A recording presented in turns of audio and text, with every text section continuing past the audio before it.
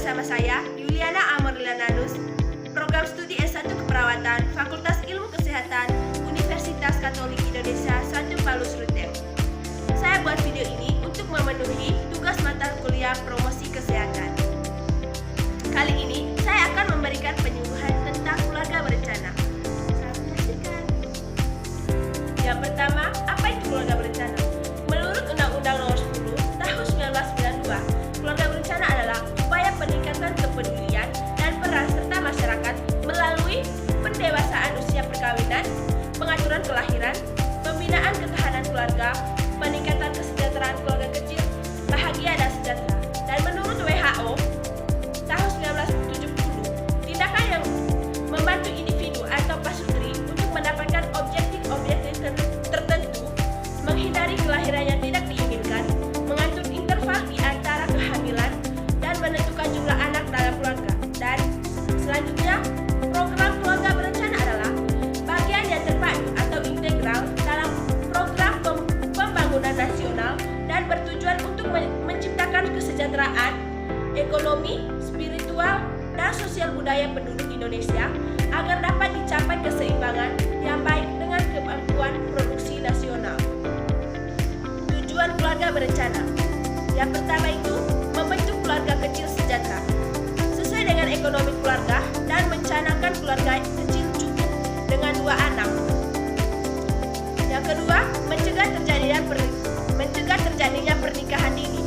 Menurut BKBN 2017, pernikahan ideal pria 25 tahun dan pernikahan ideal perempuan 21 tahun.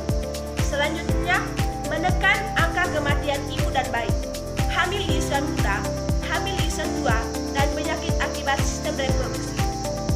Yang selanjutnya, menekan jumlah penduduk serta mengimbangkan jumlah kebutuhan dan jumlah penduduk di Indonesia. Selanjutnya, metode keluarga berencana. Yang pertama itu hormonal. Di dalam hormonal ini terdapat beberapa metode. Yang pertama itu metode pil KB. Pil KB mengandung hormon estrogen dan progesteron yang bekerja dengan cara menghentikan proses pelepasan sel telur pada saat ovulasi. Yang kedua itu metode suntik. Suntik KB adalah kontrasepsi hormonal yang mengandung hormon progestin dan dapat menghentikan ovulasi. Yang ketiga itu implan atau susu KB. Alat ini berukuran kecil yang menyerupai korek api yang dimasukkan ke dalam jaringan lemak lengan bagian atas wanita. Yang kedua, non-hormonal. Di dalam non-hormonal ini terdapat beberapa bagian. Yang pertama itu kondom. Kondom dibagi menjadi 2, yaitu kondom pria dan kondom wanita. Biasanya terbuat dari karet dan dipakaikan pada alat kelamin pria atau wanita untuk mencegah masuknya sperma ke dalam vagina.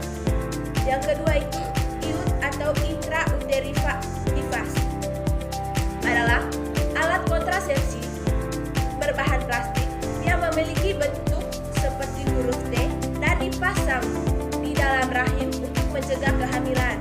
Yang ketiga, metode permanen. Di dalam metode permanen ini dibagi beberapa bagian. Yang pertama itu mau atau operasi wanita adalah pemotongan saluran imun telur sehingga sel telur tidak dapat memasuki rahim untuk dibuat. Yang kedua, MOB atau operasi pria adalah prosedur kontrasepsi pada pria yang dilakukan dengan cara memutus penyaluran sel sperma ke air mani. Selanjutnya, sasaran program KB. Yang pertama itu sasaran langsungnya adalah pasangan usia subur atau PUS yang bertujuan untuk menurunkan tingkat kelahiran dengan cara penggunaan kontrasepsi secara berkelanjutan. Yang kedua, sasaran tidak langsungnya adalah pelaksanaan dan pengelolaan KB dengan tujuan menurunkan tingkat kelahiran melalui tingkat pendekatan kebijaksanaan kependudukan terpadu dalam rangka mencapai keluarga yang